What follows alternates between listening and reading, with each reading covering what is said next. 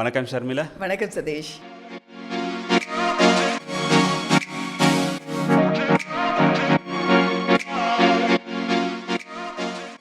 இன்றைக்கி என்ன இருக்குது நமக்கு? வீர வசனங்களை பேசக்கூடாது, சரியா? ஆனால் தீர்வுகளை தான் கொடுக்கணும் என்று சொல்லி பிள்ளையானுக்கும் சாணக்கியனுக்கும் நடையில் ஒரு வாக்குவாதம் மட்டும் நடந்திருக்கு. வாகரை பகுதியில் முன்னெடுக்கப்பட உள்ள இல்மனைட் அகழ்வு தொடர்பில் இவர் 2 பேருக்கும் இடையில் ஒரு கடும் வாக்குவாதம் இடம்பெற்றுள்ளதாக தெரிகிறது. மட்டக்களப்பு மாவட்ட அபிவிருத்தி குழு கூட்டத்தில் வாகரை பகுதியில் முன்னெடுக்கப்பட உள்ள இல்மனைட் அகழ்வு தொடர்பில் சாணக்கியன் கருத்துக்களை முன்வைக்கும் போதே இவ்வாறு இடம்பெற்றுள்ளது. வாகரை பகுதியில் இல்மனைட் அகழ்வு மற்றும் இறால் பண்ணை திட்டங்களுக்கு அனுமதி வழங்க வேண்டாம் என கோரி வாகரை பிரதேச மக்கள் தொடர்ச்சியாக போராட்டங்களை நடத்தி வருகின்றனர். இப்போது இவ்வாறான திட்டங்கள் பொருத்தமற்றவை என ஆளுநரின் கவனத்திற்கு கொண்டு வரப்பட்டதுடன் திட்டங்கள் முன்னெடுக்கப்படுமானால் தொடர்ச்சியான போராட்டங்கள் வெடிக்கும் என பொது அமைப்புகளின் பிரதிநிதிகள் சொல்லியிருக்கணுமா. இதன் பிரகாரம் இன்றைய அன்றைக்கு மாவட்ட அபிவிருத்தி குழு கூட்டத்தில் கருத்து வெளியிட்ட சாணக்கியன் மக்களுக்கு ஏற்புடைய வகையில் அமையாத எந்த ஒரு திட்டத்திற்கும் தாம் ஆதரவு வழங்கப் போவதில்லை என்று சொல்லியிருக்கிறார் என்று சொல்லிக்கொண்டு அவர் சொல்லியிருக்கிறார்.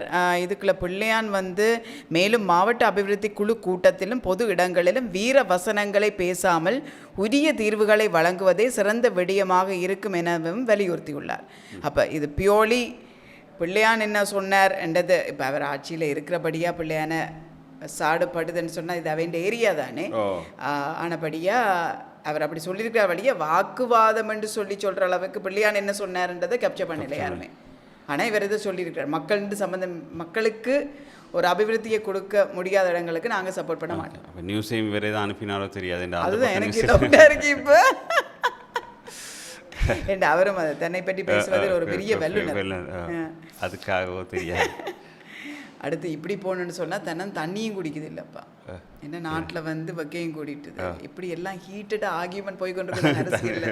அப்போ தண்ணியும் குடிக்கிறது இல்லை. அதால் நாட்டில் 10% மாணவர்களுக்கு சிறுநீரக நோய் வர தொடங்கிட்டது. இப்போ கிட்டத்தில் நமக்கு நினைக்கிறேன் இந்த மூச்சு சம்மந்தப்பட்ட சுவாசம் சம்மந்தப்பட்ட ஏதோ ஒரு பிரச்சனை நோயிலையும் நம்ம லிஸ்ட்டில் எங்கேயோ மேலே இருந்தமாக்கும்னு நினைக்கிறேன். இப்போ நினைக்கிறேன் ஒரு போன வீக் எங்கேயோ பார்த்தேன் பொல்யூஷன். ஸோ இப்போ அடுத்து இதா சிறுநீரக நோய். அதே நேரம் புகையிலை சிகரெட் அதுக்கு நாங்கள் அவ்வளோ செலவழிச்சிட்டு இருக்கோம்.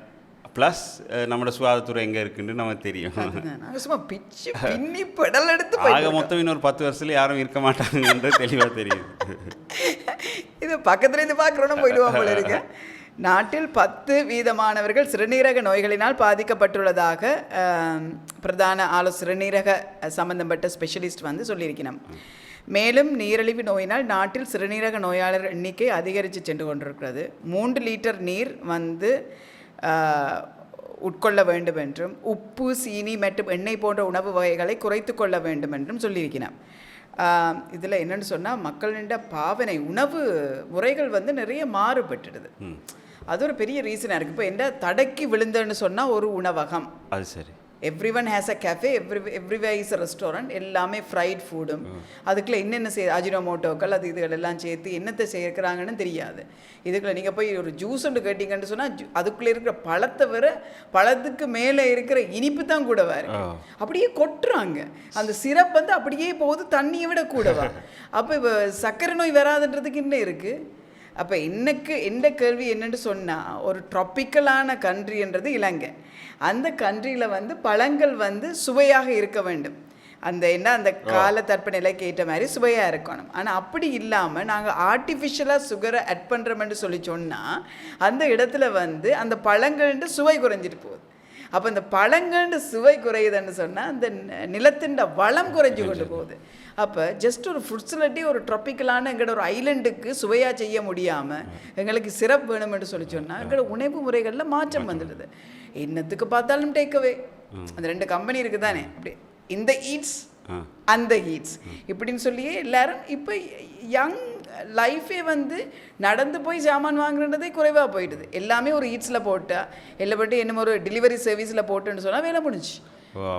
சாகிறதுக்கு அப்போ அதாவது குறுகிய காலத்தில் சாகிறதுக்கான எல்லா வழிமுறைகளும் ஈஸியாக எடுத்துகிட்டு போகிறதுக்காரு. அதே மாதிரி போகிறதுக்கும் சீக்கிரமாக ஒரு ஆப்பில் போட்டு விட்டால் போய் சேர்ந்துடலாம்.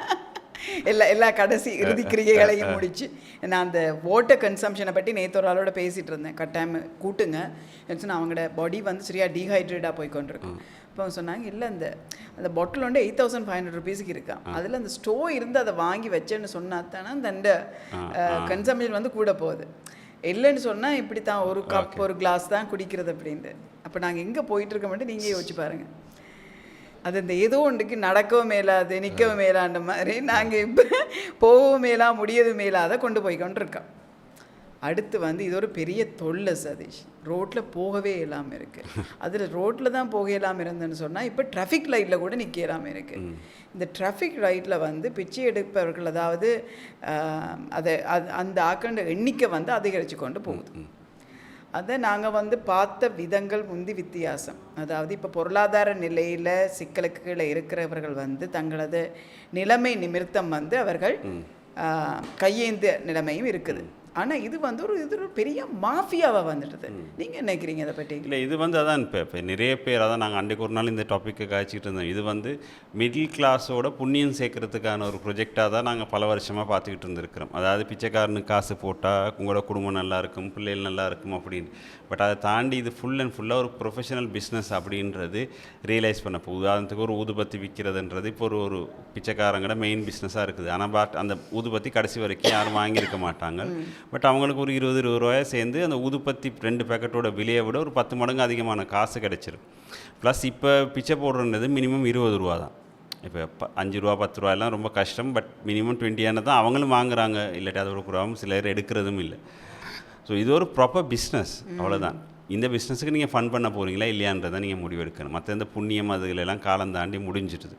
அதில் மேபி ஒரு சிலர் உண்மையிலே இருக்கலாம். பட் 90% மேலே இது எல்லாமே பிஸ்னஸில் இருக்கிறோம். ஸோ அந்த மிச்ச 10% என்னங்கிறது உங்களுக்கு கட்டாயம் கண்டுபிடிக்கிறது அவ்வளோ ஈஸியான ஒரு வேலையே இல்லை. அப்போ காலையில் அதை மாதிரி காலையில் வந்துட்டு ஈவினிங் நல்லா நடந்து போகிறவங்க தான் நிறைய பேர் இருக்கிறாங்க. நான் சொல்கிறேன், இது இந்த புண்ணிய பிஸ்னஸ்லேருந்து வெளியில் வந்தீங்கன்னு சொன்னால் நினைக்கிறேன் இது ரொம்ப ஈஸியாக அந்த பிரச்சனையை சால்வ் பண்ணலாம்னு. இல்லை, இந்த புண்ணியவான்களுக்கு எதிராக எங்களோட அரசு அதிகாரிகள் ஒரு செக் ஒன்று வச்சுட்டாங்க.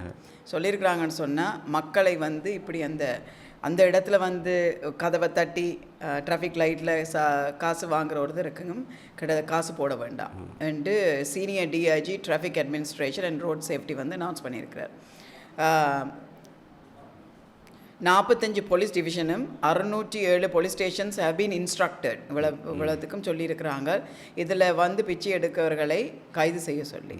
இதில் வந்து இந்த மிஷனில் வந்து 94 பெகர்ஸ் வந்து இது ரூல்ஸை மீறி படியாக போன கிழமை வந்து கைதாகி இருக்கணும். கைதாகி கோர்ட்ஸுக்கு ப்ரொடியூஸ் பண்ணியிருக்கிறாங்க. ஆனால் இதில் கோர்ட்ஸில் இப்போ நாங்கள் பிடிச்சோன்னு சொன்னால் பிடிச்சாக்கள் அங்கே வைக்கிறது எங்களுக்கு அங்கேயும் ஃபெசிலிட்டி குறைய. மற்றது அதான் அந்த ஒரு ரீசனுக்காண்டி இப்போ அவையே பெயிலில் அனுப்பியாச்சு. ரைட். அப்போ பெயிலில் போனவங்க திருப்பியும் அதே ஆக்டுக்கு வந்திருக்கிறாங்க. அப்போ அவங்க வர்றதை வந்து நிப்பாட்டி எல்லாமே இருக்குது. அப்போ due to lack of procedures for the police department to remove rehabilitate and arrest beggars a video announcement in 3 languages is being published to educate the public about avoiding. அப்போ மக்கள்கிட்ட தான் திருப்பி வந்து நிற்கிறாங்க, நீங்கள் போடாதீங்க, நாங்கள் எந்த விதத்துலையும் இதை கண்ட்ரோல் பண்ணிடலாம் இருக்குது. இவங்களை பிடிச்சி ரீஹாபிலிட்டேட் பண்ணுறது எங்களுக்கு போதைப்பொருள் அதுக்கு முதல் கொலை கொள்ளையில் பிடிச்ச ஆக்களையே நாங்கள் ரீஹாபிலிட்டேட் பண்ணுறதுக்கு எங்கள் ரீஹாபிலிட்டேஷன் சென்டர்ஸ் எப்படி போய் கொண்டிருக்கின்றதை நாங்கள் பிரித்து மேய்ஞ்சிருக்கிறோம். அப்போ இவங்களை பிடிச்சின்னு போய் நாங்கள் எப்படி ரீஹாபிலிட்டேட் பண்ணுறது? அப்போ அதால் மக்களுக்கு இப்படி போடாதீங்கன்னு சொல்லி அறிவுறுத்தல் கொடுத்துருக்குறாங்களாம். அடுத்தது இந்த ஒரு எஜுகேஷன் செக்டரில் வந்து ஒரு சின்ன மாற்றத்தை இவர் கொஞ்சம் அந்தரப்படுறார் தான். ஏன்னு சொன்னால் நிறைய பேர் வந்து பப்ளிக் எஜுகேஷனை விட்டுட்டு ப்ரைவேட் எஜுகேஷனுக்கு தாவிக்கொண்டு இருக்கிறதால சில வேளை ஓ லெவல் ஏ லெவலுக்கு ஒரு பெரிய ஒரு சேலஞ்ச் ஒன்று வந்திருக்கு. முந்தி வந்து you did have an option. பிறகு ஒரு ஸ்டேஜில் வந்து ஓ லெவலை விட்டுட்டு ஓ லெவலை செய்து கொண்டிருந்தாக்கள் ஏ லெவல் செய்யலை. ஏன்னா அதுன்ற ஒரு பாயிண்ட்டை அவள் பார்க்கல. அப்போ இப்போ ரெண்டுக்குமே ஓ லெவல் மற்றது ஏ லெவல் ரெண்டுக்குமே ஒரு சவால் ஒன்று வந்ததால் அதன் எஜுகேஷன் மினிஸ்டர் சுசில் பிரேமஜயந்த சொல்லியிருக்கிறாருன்னு சொன்னால் எப்போ நீங்கள் ஓ லெவலில் முடிக்கிறீங்களோ டக்குன்னு ஏ லெவலில் ஸ்டார்ட் பண்ணு. சரியா? வல்பா எங்கேன்னு சொன்னால் அந்த ஒரு நேஷ்னல் இன்ஸ்டிடியூட் ஆஃப் எஜுகேஷனுக்கு போயிருக்கிறார். என்ன சொன்னால் டிலே, அந்த டிலேயை அவாய்ட் பண்ண aim of the action is to prevent undue delays such as possible delays for school children to enter the university. அதாவது யூனிவர்சிட்டிக்கு போகிறதுக்கு மற்றது இந்த லாஸ்ட் கோவிட் ஆலையும் கூட கொஞ்சம் இதெல்லாம் நடந்தது தானே. அதால் as soon as இந்த ஓ லெவல் முடித்தா பிறகு ஏ லெவல் கிளாஸஸை வந்து தொடங்க சொல்லி. இல்லை, இது உண்மையிலே நல்ல விஷயம். அதை விட ரொம்ப முக்கியமான நல்ல விஷயமா இருக்கும், இந்த ஏ லெவல் முடித்து அட்லீஸ்ட் ஒரு 3-4 மந்த்ஸுக்குள்ளே யூனிவர்சிட்டி ஸ்டார்ட் பண்ண முடியுமா இருந்தால் ரொம்ப பெரிய விஷயமா இருக்கும். என்ற 1 இயருக்கு மேலே வெயிட்டிங் டைம்ன்றது இந்த ஜென்ரேஷனை பொறுத்த வரைக்கும் it's a complete waste of time. இந்த ஜென்ரேஷனில் யாரை பொறுத்த வரைக்கும், நாங்கள் படித்த காலத்தில் முட்டாள்தனமாக இருந்தோம்ன்றதை தாண்டி 1 இயர் டைமை வேஸ்ட் பண்ணுற அளவுக்கு இந்த ஜென்ரேஷன் ரெடி இல்லை. ப்ளஸ் அது தேவையும் இல்லை. அப்போ தேவையில்லாத ஒரு விதம் நீங்கள் உங்களோட ப்ரொசஸில் இருக்க டிலேனால அவங்க 1 இயர் வேஸ்ட் பண்ணுறதுக்கு ரெடி இல்லை. ஸோ அட்லீஸ்ட் அதுலேயும் ஒரு 3-4 மந்த்ஸுக்குள்ளே ரிசல்ட்ஸை ரிலீஸ் பண்ணி அட்மிஷன்களை கம்ப்ளீட் பண்ணி ஒரு 6 மந்த்ஸுக்குள்ளே சரி அவங்களுக்கு யூனிவர்சிட்டி அட்மிஷன் கிடைக்குமா இருந்தால் இன்னும் பெட்டராக இருக்கும். எஸ், இல்லைன்னபடி இது ஒரு நல்ல மூவ் தான். ஆனால் அதில் படிக்கிற பிள்ளைகள் வந்து இப்போ கனகாலமாக படித்து கொண்டு இருக்கிறாங்க தான். இந்த கோவிட்டால் நிறைய எஃபெக்ட் பண்ணி எக்ஸாம்ஸ் எல்லாம் பின்னுக்கு போனதால் அதிக காலம் வந்து ஓ லெவல் படித்து கொண்டு இருக்கிறாங்க நிறைய பேர் இருக்கிறாங்க. அப்போ இப்போ அந்த ஸ்டூடெண்ட்ஸை மீட் பண்ணி கேட்டேன்னு சொன்னால் அதே frustrated, I want this to finish அப்படின்ட்டு. அதுக்கு பிறகு அந்த புத்தகத்தையே திரும்பி பார்க்கக்கூடாது. அப்போ டக்குன்னு அவங்கள ஏ லெவலுக்கு கொண்டு வரும்பொழுது என்னென்று ரெஸ்பாண்ட் பண்ண போகிறாங்கன்றது எனக்கு தெரியல. பட் எஜுகேஷன் சிஸ்டத்தை பொறுத்த வரையும் இட்ஸ் ரைட், ஏதோ ஒரு இடத்துல ஒரு புஷ்ஷை கொடுத்து தான் நாங்கள் மூவ் பண்ண வேணும் என்றது. அடுத்து வந்து பெரியவருக்கு எதிராக ஒரு பெரிய கம்ப்ளைண்டே போயிருக்கு. அசோசியேஷன் ஆஃப் ஸ்ரீலங்கா வந்து சீரியஸ் கன்சர்ன் உண்ட மினிஸ்டர் டிரான் அலஸுக்கு எதிராக சொல்லியிருக்கிறான். அதில் வந்து பிரசிடெண்ட் வந்து ரணில் வந்து அவரை வந்து பப்ளிக் செக்யூரிட்டி போர்ட்ஃபோலியோவிலேருந்து அவரை ரிமூவ் பண்ண வேணும். என்னென்னு சொன்னால் இந்த மனுஷன் ஒரு இடத்துக்கு போயிருக்கிறார். போய் அவர் என்ன சொல்லியிருக்கிறான்னு சொன்னால்,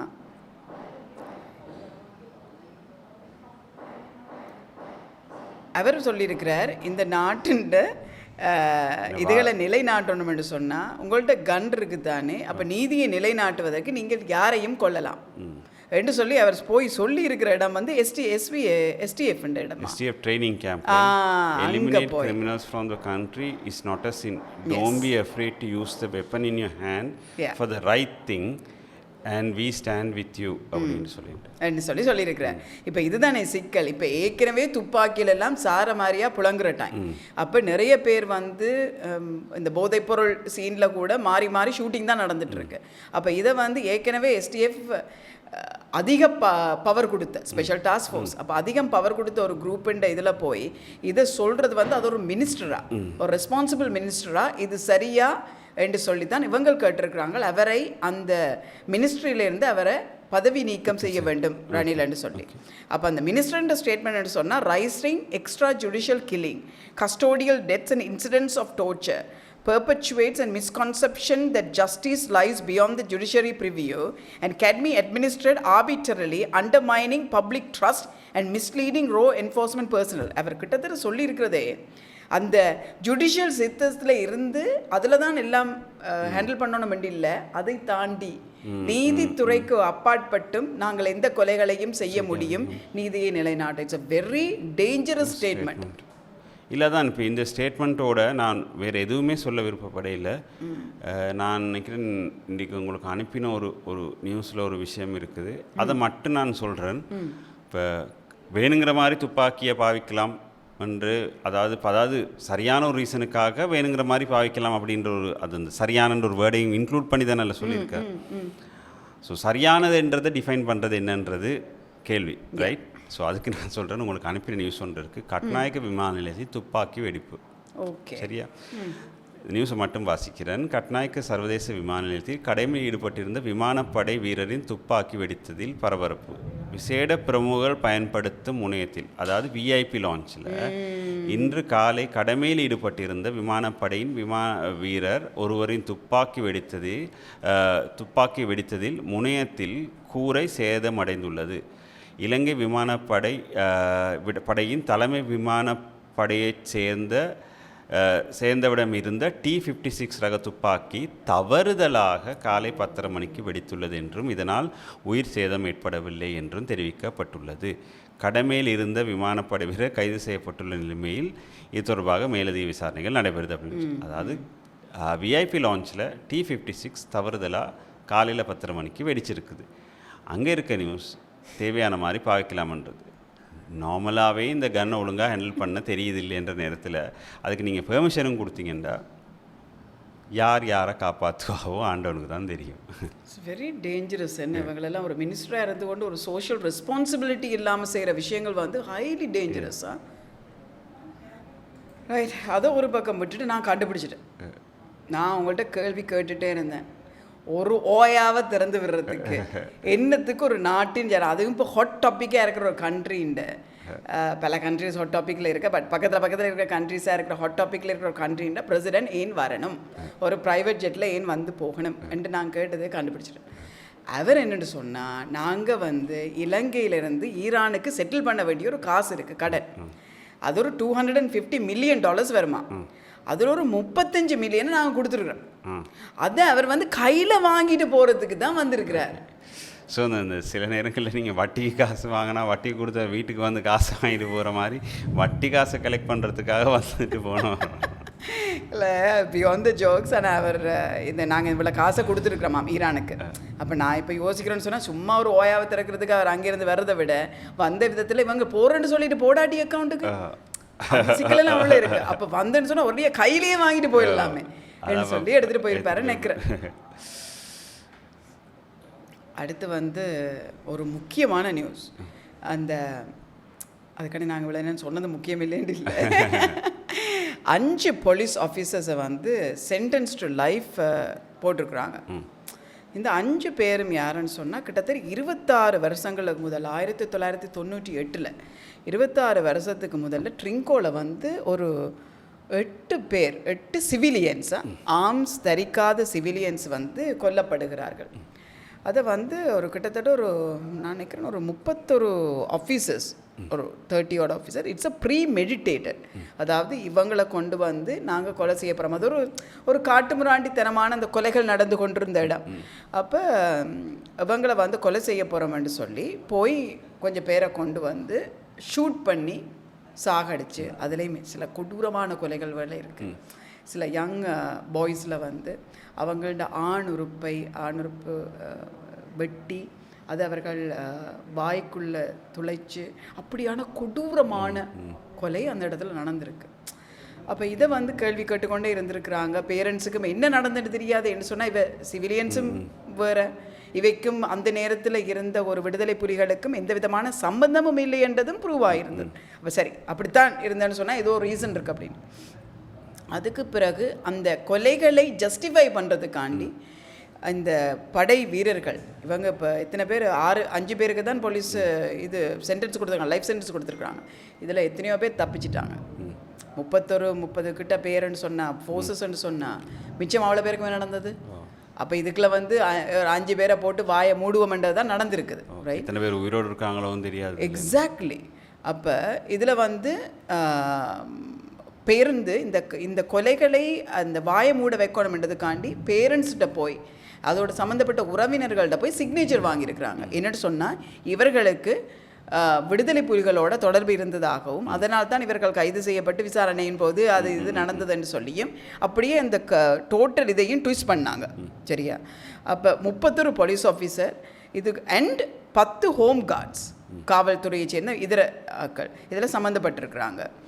அப்போ 21 பேர் இதில் சார்ஜ் பண்ணி 4 with murder and 17 from unlawful assembly. இவர்கள் அந்த இடத்துல கூடியிருக்கவே கூடாது. அப்போ இது வந்து ஒரு நல்லா பிளான்டான ஒரு அட்டாக் அந்த மாதிரியும்.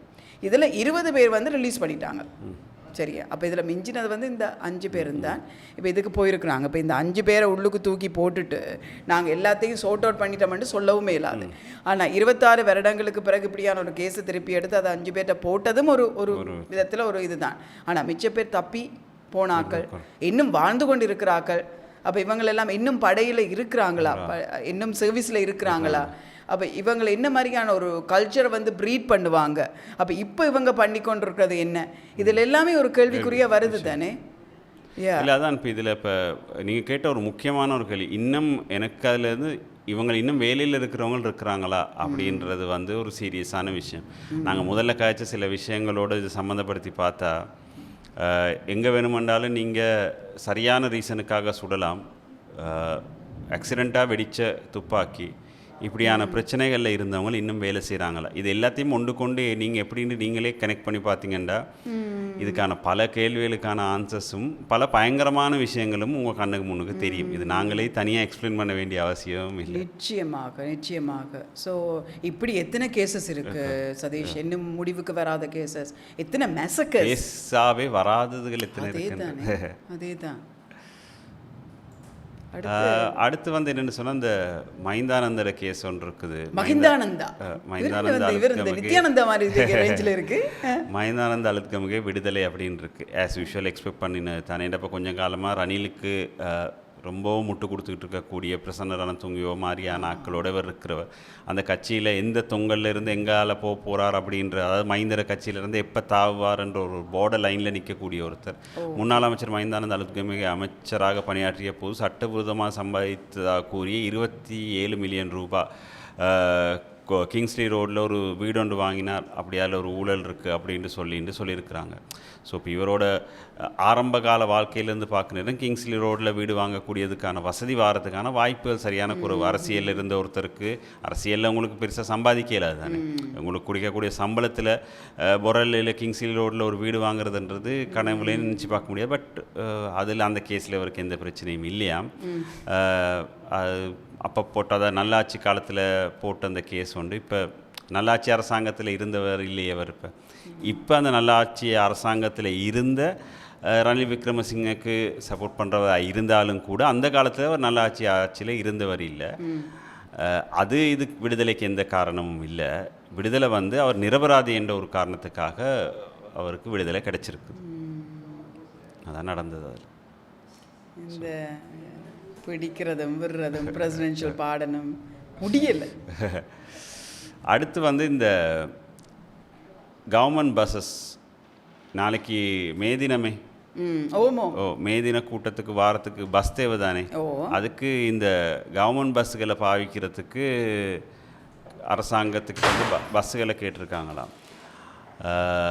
மேதின பேரணிக்கு பல அரசியல் கட்சிகளும் பஸ்ஸுகளை கோரி விண்ணப்பித்துள்ளது அப்படின்னு போட்டிருக்கிறாங்க. விசேட சுற்றுலா பயணிகளுக்கான பஸ் கட்டணத்தின் அடிப்படையில் இந்த சுற்றுலா தானே விசேட அடிப்படையில் இல்லை, சுற்றுலா தான். அந்த சுற்றுலாவுக்கு இவங்களை கூட்டிகிட்டு வரத்துக்கான பஸ்ஸுகள், அதாவது அவங்க வாரது இப்போ சாப்பாடு பார்சல், சாராய போத்தல், 5000 ரூபா. இப்போ 5000 ரூபா எவ்வளோக்கு கூடியிருக்குன்னு தெரியல. நான் தான் கூட்டம் கூட்டிகிட்டு வந்தேன்னு காட்டுறது, கூப்பிட்டு வரத்துக்கான இதுக்கு கொடுக்குறது. பட் என்னென்னா இந்த பஸ்ஸுகளை கொடுக்குறதுல எந்த பிரச்சனையும் இல்லை. இந்த பஸ்ஸுக்கான ரெண்ட்டுகள் நீங்கள் முன்னேவே கட்டி அதுக்கான ரிசீப்ட்ஸையும் நீங்கள் கொடுத்துட்டீங்கன்னு சொன்னால் எங்களுக்கு ஈஸியான இல்லாட்டி இதுக்கான டேக்ஸ் காசையும் நாங்கள் தான் கட்டணும். ஸோ அதனால் அதை கொடுத்துட்டீங்கன்னா பெட்டர் என்று நினைக்கிறேன். இதில் இந்த நீங்கள் மேடே ரலியை பற்றி கதைச்சு கொண்டிருக்கும் பொழுது இப்போ எல்லாருமே ரலி, இப்போ இந்த முறை என்பிபி வந்து 4 ரலி, ஒன்று வந்து யாழ்ப்பாணத்தில் நடக்குது, அதுதான் கீ. யாழ்ப்பாணம் அதை நான் க்ளோஸாக வாட்ச் பண்ணி கொண்டிருப்போம் என்ன நடக்குதுன்னு சொல்லி. தமிழ் கட்சிகள் என்ன ரலி பண்ண போதுன்ட்டு எந்த நியூஸுமே வரையில்லை. இந்த முறை வந்து மேதினம்ன்றது தொழிலாளர்களை சார்ந்த ஒரு நாள். அந்த நாளில் போராட்டங்கள் எத்தனையோ டெக்கேட்ஸில் செஞ்சுரியக்கோ நடந்தபடியாக தான் இன்றைக்கு எங்களுக்கு இருக்கிற த லிபரேஷன் ஆஃப், அதாவது நாங்கள் 24 மணி நேரமும் வேலை செய்து கொண்டிருக்காமல் எங்களோட ஒரு ரிலீஃபில் இந்த ஒரு சர்டன் டைம்ஸில் தான் வேலை செய்ய வேணும் என்ற ஒரு இவ்வளவு ரிலீஃபையும் எங்களுக்குரிய ஹாலிடே எங்களோட ரைட்ஸையும் வாங்கி கொடுத்தது வந்து அந்த டைம் தான், அதாவது அந்த மேதின போராட்டம் தான். ஸோ இது எங்களை போன ஒர்க் பண்ணி கொண்டிருக்கிற எல்லாருக்குமே இது ஒரு அப்ளிகபிளான ஒரு விஷயம், ரைட்? அப்போ அந்த விதத்தில் பார்க்கும் பொழுது இந்த முறை மேடே வந்து நிறைய எலெக்ஷன் டைமில் வாரபடியாக எல்லாருமே ஒரு எலெக்ஷன் நோக்கி ஒரு பார்வை வந்து பிரதான கட்சிகளில் இருந்து வரக்கூடிய சந்தர்ப்பம் இருக்குது. அந்த விதத்தில் பார்த்தா தான் என்பிபி வந்து 4 மாத்திரை யாழ்ப்பாணம் அங்கேங்கன்னு சொல்லி 4 ரிலீஸ் நடத்துகிறாங்க. அதுக்கு பிறகு யூஎன்பி பார்த்தீங்கன்னு சொன்னால் எனக்கு நேற்று சிரிப்பே வந்துடுது. 2 ரெலி பண்ணுறாங்க. ஒன்றுக்கு ஜனாதிபதி ரணில் வந்து போகிற தலைமை தாங்கிற. அங்கே என்னட்டு சொன்னால் இந்தியன் ஆர்டிஸ்டையும் டிவி மற்றது இந்த 2 ஆர்டிஸ்டையும் கொண்டு வந்து ஒரு களியாட்டமாக மாளிகாவத்தை மாறப்போது 28 மணிக்கு பிறகு. அப்போ they are typing one to the psychology. அந்த இதுக்கும் மே தினத்துக்கும் என்ன சம்பந்தம், ரைட்? ஸோ இது வந்து பியோர்லி எலெக்ஷன் பேஸ்ட். இது சரியான இடத்துல மாளிகாவத்தையில் கொண்டு வந்ததை போட்டுன்னு சொன்னால் இதை பார்க்குறதுக்கு யங்ஸ்டர்ஸ் இனி அந்த மோகம், சினிமா மோகம் இருப்பவர்கள் எல்லாம் வரப்போகிறாங்க. அப்போ இட்ஸ் ரெண்டு விஷயத்த ஒரே எல்லாம் அடித்த மாதிரி போகுது. அடுத்து நீங்கள் பார்த்தீங்கன்னா எஸ்ஜேபி யார் சஜித்துக்கு கீழே அவங்களும் ஒரு 2 ரெலிஸ் வந்து நாளைக்கு நடத்த இருப்பதாக தீர்மானம். அப்போ நாளைக்கு ஒரு பெரிய ரலி கேம்பெயின்ஸே நடக்க போகுது. அடுத்தது வந்து முன்னிலை சோசியலிச பார்ட்டி ஒன்று மருதானையில் அது அவண்ட பெருட்டுகாமினி பக்ஷிய இப்படி அந்த சில பக்ஷியனை வந்து ஒன்று நடக்குது. அவங்க சிங்கிளாக தே ஃபோக்கஸ்ட் ஆன் மக்கள் மற்றும் இந்த விவசாயிகள் அங்கிருந்து வெளியிடங்கள்லேருந்து வாரது அந்த மாதிரி ஃபோக்கஸ்ட் ஆகும். சிலது வந்து களியாட்டத்தை வைத்து கொண்டும் அரசியல் கொள்கைகளை, அதாவது இது ஒரு எலெக்ஷன் கேம்பெயினாக பாவிக்கின்றதுக்காண்டியுமே இது நடக்க போகுது. இல்லை நீங்கள் சொல்கிறேன்னு தான் ஞாபகம் வருது. இப்போ இதில் வந்து 2 நியூஸ் இருக்குது அடுத்தடுத்து. ஒன்று வந்து இந்த மே தினத்துக்களை இந்த முறை ரணில் வந்து 2 மே தின கூட்டங்களுக்கு பார்ட்டிசிபேட் பண்ணுறாராம். ஒன்று வந்து சென்ட்ரல் ப்ராவின்ஸில் நடக்கிறது. இடி இருக்கிற சத்தம் தோட எனக்கு என்ன யோசனை வருதுன்னா, ரொம்ப பெல்லியில் இடி இடிக்குது. நாளைக்கும் இதே மாதிரி இடி இடிச்சு இந்த மீட்டிங்கள் இந்த மாதிரி என்ன அப்போ அது ஒரு பெரிய சிக்கலாக போகுது. நாளைக்கு மலையில் நனைஞ்சு எல்லா மீட்டிங் முடிஞ்சிருமோ தெரியலை. அதான் அந்த ஒரு சக்ஸஸ்ஃபுல்லாமல் இருக்குமான்றது ஒரு பெரிய கேள்வியாக இருக்கும். கொண்டு வாங்க வெள்ளன்னு ஸ்டார்ட் பண்ணணும். ஆனால் மோஸ்ட்லி எல்லாமே ஆஃப்டர்நூனுக்கு பிறகு தான் தொடங்குது. ஸோ மலையோட போயிருமோ தெரியாது. இப்போ இந்த மேதின கூட்டங்கள், அதாவது அதுக்கப்புறம் 2 மே தின கூட்டம் அதுகள் நடக்குது. அவங்களுக்கு வாரவங்களுக்கு காசு கொடுக்கணும், செலவழிக்கிறது காசு வேணுமென்ற அந்த பிரச்சனைகளுக்கு எல்லாத்துக்கும் சொல்யூஷனாக தான் நினைக்கிறேன் இந்த விஷயம் இருக்குது. என்னென்னு சொன்னால், அரசாங்கத்திடம் இருந்து பார் லைசன்ஸ் பெற்ற 7 எதிர்க்கட்சி எம்பிக்கள், அதாவது ஆளுங்கட்சியில் எதிர்க்கட்சி எம்பிக்கள், எதிர்க்கட்சியை சேர்ந்த மேலும் 7 உறுப்பினர்களுக்கு அரசாங்கம் மதுபான சாலை திறக்கிறதுக்கு லைசன்ஸ் கொடுத்துருக்குறாங்களாம். இதில் வந்து இப்போ மதுபான அனுமதி பத்திரம் பெற்ற எம்பிக்கள் குழுவில் குருநாகலை மாவட்டத்தை சேர்ந்த 2 எம்பிக்களும், கம்பா மாவட்டத்தை சேர்ந்த 2 எம்பிக்களும், கொழும்பு மாவட்டத்தை சேர்ந்த 1 எம்பி மற்றும் தென் மாகாணத்தை சேர்ந்த 2 எம்பிக்களும் அடங்குவார். அரசுக்கு உதவி செய்வதற்காக உறுதியளித்ததை அளித்து இவங்களுக்கு இந்த லைசன்ஸ் கொடுத்துருக்குறாங்களாம். அதாவது கிவ் அண்ட் டேக் பாலிசி ஒன்று தான். இதேவேளை ஆளும் கட்சியை சேர்ந்த பலர் ஏற்கனவே மதுபான உரிமைகளை பெற்றுள்ளதாகவும் இந்த வட்டாரங்கள் தெரிவிக்கின்றன. அரசாங்கம் 200 புதிய மதுபான சாலை அனுமதி பத்திரங்களை வழங்க உள்ளதாக அண்மையில் பாராளுமன்ற விவாதத்தில் இடம்பெற்றதாக குறிப்பிடப்பட்டுள்ளது. ஸோ இதில் 2-3 விஷயம் என்னென்னு சொன்னால், ஒன்று வந்து நோய்வாய்ப்பட்டு சாகிறவங்களோட எண்ணிக்கை கூடியிருக்கு என்று சொல்லி நிறைய நியூஸ்கள் வர நேரத்தில் 200 புது மதுபான சாலைகள். மற்றது டேக்ஸ் கவர்மெண்ட்டுக்கு இதில் தான் அதிகமாக வருது. இதை கொடுக்குறதன் மூலம் அவங்கள ஒரு நம்பிக்கையோடு அடுத்த முறை அரசாங்கத்துக்கு சப்போர்ட் பண்ணுவாங்கன்றது. ப்ளஸ் இந்த மாதிரி மீட்டிங்க்கு வரவங்களுக்கு கொடுக்க வேண்டிய போத்தல்களுக்கான கணக்கும் இதில் இருந்து, அதாவது ஒரு கல்லில் நினைக்கிறேன்னு ஒரு 10-15 மாங்காய் அடிக்கக்கூடிய மாதிரியான ஒரு ப்ரொஜெக்ட் மிகவும் நல்ல ஒரு விஷயம் நினைக்கிறேன் இது நடந்திருக்கிறது. எங்களை வச்சு இவங்க யாருமே காமெடி கீமெடி ஒன்றும் பண்ணலையே. இல்லை, இது ப்ராப்பரான ஒரு நல்ல ஒரு விஷயம் என்னையை பொறுத்த வரைக்கும். ஒரே ஒரு லைசன்ஸில் எத்தனை விஷயம் கவர் பண்ணக்கூடியதாக இருக்குது. நாட்டுக்கு இவங்க அந்த எம்பியா இவங்களை கொண்டு இதெல்லாம் உட்காத்தி வச்சிருக்கிறதுக்கு இதுவா ஒரு பாடசாலையை தரவங்க, எல்லாட்டி ஒரு நலன்புரி சங்கத்தை தரவங்க, இல்லாட்டி எவ்வளவு இந்த நாட்டுக்கு இப்போ தேவையாக இருக்குது. இந்த கிரைசிஸ் டைமில் மக்களை வந்து அந்த ப்ரெஷர், அதாவது எகெயின் அந்த ஸ்ட்ரெஸ் வந்தோடனே எங்கே கொண்டு போய் விடுறாங்க? மதுபான சாலையில். இப்போ இந்த நாட்டில் இருக்கிற மதுபான சாலைன்ற எண்ணிக்கையை பாருங்கள். கொஞ்சம் ஒரு டிஸ்டன்ஸுக்கு எதிராக ஒவ்வொரு சபர்ப்லையும், அதாவது இப்போ ஒரு இடம்னு சொன்னால் கோட்டைன்னு சொன்னால் கோட்டையில் ஒரு இடமோ 2 இடம் இருக்கும், அங்கே தாண்டி போனால் கொல்பீட்டியில் 2 இடம் இருக்கும். ஒவ்வொரு இடத்துலையும் சபர்ப்ஸ்லையும் மதுபான சாலை கட்டாயம் இருக்குது. பட் அதை ட்ரைன் டு அச்சீவ் இதை வச்சுக்கொண்டு. அப்போ இப்போ பொருளாதார பிரச்சனை இருக்குது, இதோடு சேர்த்து சமுதாய பிரச்சனைகள் நிறைய வந்து கொண்டிருக்கு.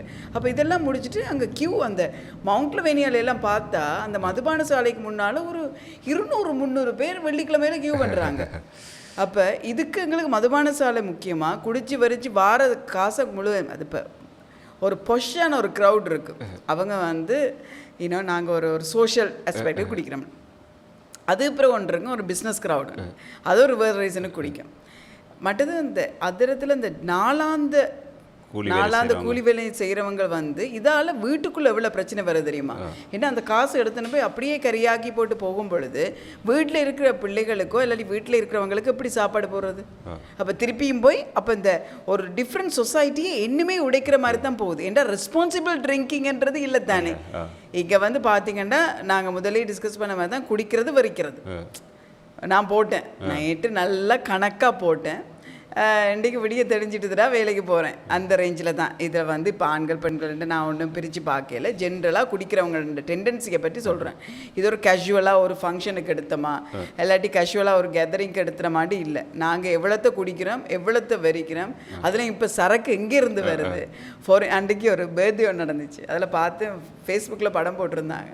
நான் அவங்கள பற்றி நான் இப்படி யோசிக்கலை. ஆனால் படம் என்ன சொன்னால் நடுவில் ஒரு சிவாஸ்ரீகள் போட்டுட்டு இருக்கு, அதை சுற்றி பிளாக் லேபிள் லோக்கல் இங்கே ப்ரொடியூஸ் பண்ண பிளாக் லேபிள். அப்போ இதுதான் படம். என்ன அவனோட பர்த்டேக்கு நாங்கள் வந்து அது இன்டர்நேஷ்னல் பிராண்ட் ஒன்று பாவிச்சேன்னு சொல்கிறாங்களா இல்லாட்டி 5-6 போத்துல நாங்கள் குடிச்சு தீர்த்தம்னு சொல்கிறாங்களா. அந்த ஒரு ஆண்மையின் சின்னமாகவோ இல்லாட்டி அந்த ஆண்மைன்றதை விடுங்களேன், ஆண்மைன்னு சொன்னால் ஆண்களோடு சம்மந்தப்படுத்தி நான் சொல்லலை, அந்த குடிக்கிற ஒரு கல்ச்சருன்ற ஒரு மெஸ்குலினிட்டி இருக்குது தானே, அதுண்டு சின்னமாக இதை பாவிக்கிறாங்களான்னு தெரியலை. They take very much fried.